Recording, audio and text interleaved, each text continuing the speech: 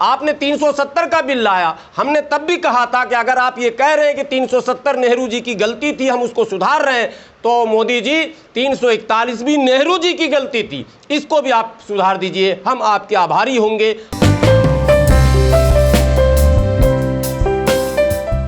भारत के प्रधानमंत्री आदरणीय नरेंद्र मोदी जी से है कि आपने कहा है सबका साथ, सबका विकास, सबका विश्वास। तो आपने देश के बड़े तबके को, उनके भावनाओं को देखते हुए उनको आपने सम्मान और क्या कहते हैं उनकी मंशा पूरी कर दी है, और हम लोगों ने उसमें आपका साथ दिया, कहीं बाधा हमने उत्पन्न नहीं किया, हमने सहर्ष स्वीकार किया। जब आपने बड़े भाइयों को सम्मान दे दिया है तो फिर भारत में छोटे भाइयों को वरदान स्वरूप आप 341 पे लगे धार्मिक, चूंकि कोर्ट के अलावा अगर संसद चाहेगी तो वो भी कर सकती है, बल्कि वो आसान तरीका है।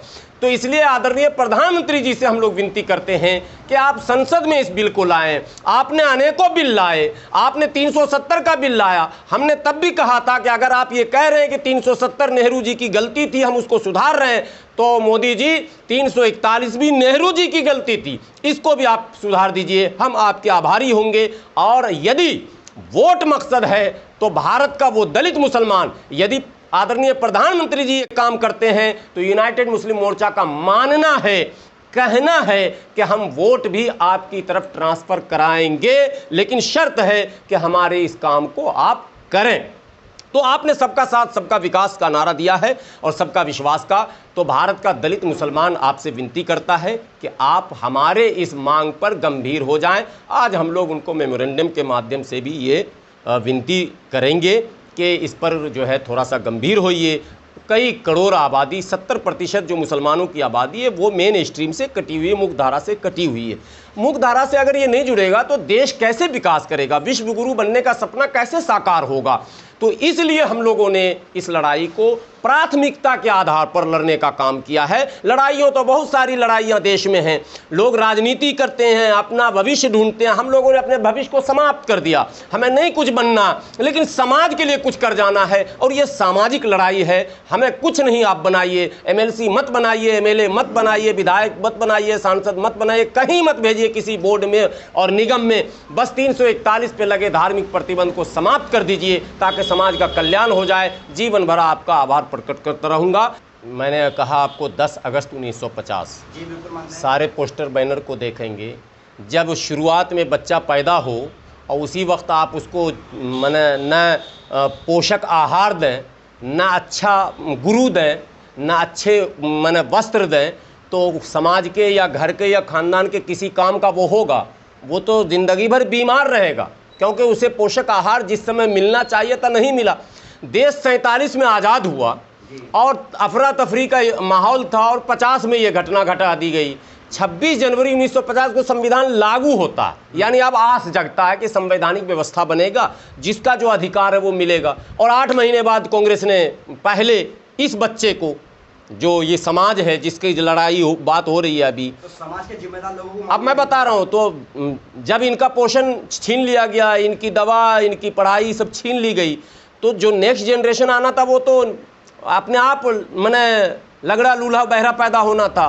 तो कौम की अभी की जो आबादी है वो उसी की प्रोडक्ट है। जो उससे पहले वाले खाए पिए थे उनको कांग्रेस ने अच्छी जगह पर पहले ही रखा, उनके ख़ानदान के लोग आज भी अच्छे हैं। आप देख लो कांग्रेस के जितने भी कैबिनेट में मंत्री थे, उनके फैमिली के हिस्ट्री को आप निकाल लो, वो सब के सब जो मिलेंगे, कोई मौलाना आज़ाद के ख़ानदान के होंगे, तो कोई फलां के ख़ानदान, ज़मीन से उठा हुआ कोई मुस्लिम कांग्रेस में कोई बहुत बड़ा मंत्री संतरी नहीं बना। कांग्रेस का ये इतिहास रहा। बहुत ज़्यादा कोई हल्ला किया, आपके सलमानी समाज से कोई उठा तो पता चला कि फलां उठ रहा तो उसको उठा लिया, किसी आयोग वगैरह में सेट करके उसको चुप किया। कोई मंसूरी समाज से उठा, उसको आयोग में रख लिया, चुप कर दिया। अच्छा, हमारे लोग आयोग में मेंबर बनने के बाद ही ये समझते हैं कि मैं देश का प्रधानमंत्री अब हो गया, अब इससे बड़ी कोई चीज़ नहीं है, यानी तसल्ली इतने में हो जाती। क्योंकि हम गरीब आदमी को अगर फ्लाइट मिल जाए तो क्या कहना, स्वर्ग है। तो हम तो पॉलिटिकल बिल्कुल मार्जिनलाइज्ड हो चुके हैं, बिल्कुल हाशिए पर जा चुके हैं। आप आज के दिन ये सवाल नहीं करें, क्योंकि मैं लोगों से अपील करता हूं कि भावनात्मक बात न की जाए, जज्बाती गुफ्तगू न की जाए। मैं अक्सर अपील करता हूं, लेकिन मैं भी जज्बाती हूं। और मैं जब जज्बात में आता हूं और सच बोलता हूं तो फिर बहुत कड़वा हो जाता है, इसलिए इस विषय को आज नहीं छेड़ेंगे। एक बात बिल्कुल याद रखनी है कि मुस्लिम लीडरशिप को मैंने पिछले 3 दिनों पहले भी ये कहा था, बिल्कुल जो एलीट सेक्शन है, जो परंपरागत नेतृत्व है, जो पहले से थोपा हुआ लीडरशिप है, उसको हर हाल में किनारा करना पड़ेगा। बगैर किनारे किए हुए मेरे किसी भी मसले का हल कभी नहीं हो सकता है। अगर मसले का हल हम चाहते हैं तो हमें न्यू लीडरशिप जनरेट करना पड़ेगा, जो आज के परिवेश में फिट बैठता हो, आज के वातावरण में सबको लेकर चलने की क्षमता रखता हो। आप जज्बाती तकरीर करके भावनाओं को भड़का के विधायक सांसद तो बन सकते हैं, मगर समाज को कुछ दे नहीं सकते, उसको दिशा नहीं दे सकते हैं। दिशा देने के लिए आपको धरातल पर आकर उनकी वास्तविक समस्याओं को समझकर फिर रोड मैप बनाकर आप चलेंगे, तब जाकर आप समाज को कुछ देने की स्थिति में होंगे। वो चीज़ दुर्भाग्य से नहीं हुआ। डॉक्टर एजाज अली साहब इस रास्ते पर जब चले तो एक बात आपको बता दूं कि 341 को भारत में कोई जान नहीं रहा था।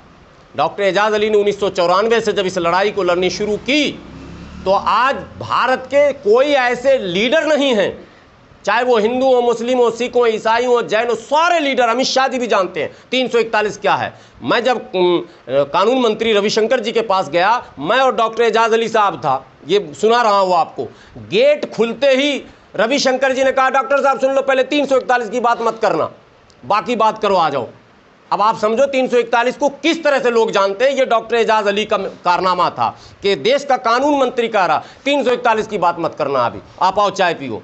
मैंने अभी हम लोग बैठे भी नहीं थे, गेट पे ही बोल दिए, डॉक्टर साहब आओ मगर 341 की बात मत करना। तो ये चीज़ मौलाना महमूद मदनी साहब, जमीयत उलमा हिंद मौलाना अरशद मदनी साहब, जमात इस्लामी, जमीयत अहले हदीस और तमाम जमीयत के मैनिफेस्टो को और हैंडबिल को आप पढ़ें, किसी न किसी पॉइंट पर 341 लिख रहे हैं। ये डॉक्टर एजाज अली की मेहनत का नतीजा है, वरना इन लोग 341 लिखना और बोलना नहीं चाहते थे, लेकिन अब लिखने और बोलने लगे हैं। हम लोगों का कहना है कि एक मांग केवल और केवल, एक लड़ाई केवल और केवल, बस में नहीं, कोई लड़ाई नहीं, मैंने हम कोई लड़ाई भारत में लड़ना नहीं चाहते हैं, सिर्फ एक लड़ाई लड़ना है, 341 पे धार्मिक प्रतिबंध समाप्त होना चाहिए। ये सारे संगठनों से फिर आह्वान कर रहे हैं। और ये जो हो रहा है, खुदा करे कि हसीनों के बाप मर जाएं और मौत का बहाना हो हम उनके घर जाएं, ये तंजीम के लोग जो आजकल कर रहे हैं कि अल्लाह करे कि दंगा हो जाए ताकि हम बांटने जाएं उनको राशन पानी, अल्लाह करे कि सैलाब आ जाए कि हम ऑनलाइन चंदा करें, और ये धंधा हम लोग नहीं करते हैं। हम न दंगा फसाद में जाते हैं, न क्या कहते हैं बाढ़ और सुखाड़ में जाते हैं। हमारे तंजीम के लोग जहाँ भी हैं वो अपने स्तर से गरीबों की मदद करते हैं, ढकोसलेबाजी और फोटोग्राफी नहीं करते हैं और न चंदा करते हैं। हम देश के सभी लोगों से केवल एक विनती करते हैं कि 341 पर लगे धार्मिक प्रतिबंध को अगर समाप्त नहीं कराया गया तो आने वाला दिन इससे भी बुरा होने वाला है। और ये जो दंगे फसाद हो रहे हैं, आप ये देख लो, पीछे हमारे एक बैनर है जिसमें हमने ये समझाने की कोशिश की है, वहाँ भी एक बैनर है, आप उसको भी देखेंगे। ये 341 से अगर धार्मिक प्रतिबंध खत्म होगा तो दंगे फसाद पर ब्रेक लगेगा। जो SC/ST एक्ट का नाम आपने सुना होगा, प्रिवेंशन ऑफ एट्रोसिटी एक्ट जो है, वो आर्टिकल 341 है वो, और इस पर प्रतिबंध लगने के कारण सुरक्षा से भी हम बाहर हो गए। कोई भी आता मार मियाँ को मार, कटुआ को रोड पे मार रहा है, या तो जय श्री राम बोल, नहीं तो नरेंद्र मोदी जिंदाबाद बोल। अभी हुआ ना भाई, अभी जयपुर में घटना हुई, पता है ना आपको। तो ये घटनाएं लिंचिंग की और तमाम तरह की तब तक होती रहेंगी जब तक के सुरक्षा का विशेष कानून कवच आपको नहीं मिल जाए, और वो मिलेगा आर्टिकल 341 से। तो आरक्षण, सुरक्षा, राशन, पढ़ाई लिखाई, दवाई, मुख्य धारा से जुड़ने का मार्ग मात्र और मात्र भारतीय संविधान के अनुच्छेद 341 पर लगे धार्मिक प्रतिबंध को हटाना है। जब तक ये प्रतिबंध नहीं हटेगा, भारत का बहुत बड़ा वर्ग मुख्य धारा से कटा रहेगा। देखिए पत्रकार साहब, ये आपकी बात सही है कि ज़मीनी स्तर पर अभी मुसलमान को इस मुद्दे का पता नहीं है। कुछ प्रतिशत को पता है, जैसे कि गुलाम सरवर साहब ने जो ये मुहिम चलाई है, ऑल इंडिया का जो इनका संगठन है, उसमें जो मुहिम चल रही है उससे कुछ लोगों को पता चल रहा है और कुछ लोगों को नहीं, बहुत अच्छी तादाद में अब लोग जान रहे हैं कि धारा आर्टिकल 341 क्या है और उसको हटने के बाद क्या मुसलमानों को मिलने वाला है। ये बात सही है कि मुसलमानों को कैद में रखने के लिए श्री जवाहरलाल नेहरू जी ने जो बीज बोया हिंदू मुस्लिम का, वो फसल आज तक काटनी पड़ रही है। ये कांग्रेस का बोया हुआ बीज है जिसमें मुसलमानों के अंदर बंदरबाट कर दी गई, कुछ को अशराफ बता दिया गया, कुछ को दलित में शुमार कर दिया गया और उनको उनके अधिकारों से वंचित कर दिया गया। ये करना उनकी निहायती मैं बदतमीजी समझता हूँ कि उन्होंने मुख्य धारा से मुसलमान को हटा दिया। आज मुसलमान अगर परेशान है तो जवाहरलाल नेहरू की नीति की वजह से, कांग्रेस की वजह से परेशान है। बिल्कुल बिल्कुल हमारा संगठन all India Jamaat Islami trust निरंतर इसके लिए मीटिंग ले रहा है अपने तमाम ज़िलों में, जहां हमारे 17 राज्यों में हमारी जमात चल रही है। हम सब जगह इसका प्रचार प्रसार कर रहे हैं, अवेयरनेस ला रहे हैं ताकि सबको पता लग सके और एक दिन ये संगठन एक बड़ी मुहिम बनाकर हम अपने प्रधानमंत्री श्री नरेंद्र मोदी जी तक ये बात पहुंचा सकें कि अब वो हमारी मदद करें और धारा 341 को हटाने का काम करें। जिस तरीके से उन्होंने 3 तलाक के ऊपर मुस्लिम महिलाओं का संज्ञान लिया, उनकी मदद करी और उनको आज एक सुरक्षा कवच दे दिया, तो हमें भी वो सुरक्षा कवच मिलना चाहिए। All India Jamaat Islami trust गुलाम सरवर साहब के साथ खड़ी है और इंशाल्लाह एक दिन ये बात प्रधानमंत्री जी तक पहुंचेगी और धारा 341 हटेगी। अगर मेरे ज़िंदा रहते हुए हट जाए तो मुझे बड़ी खुशी होगी।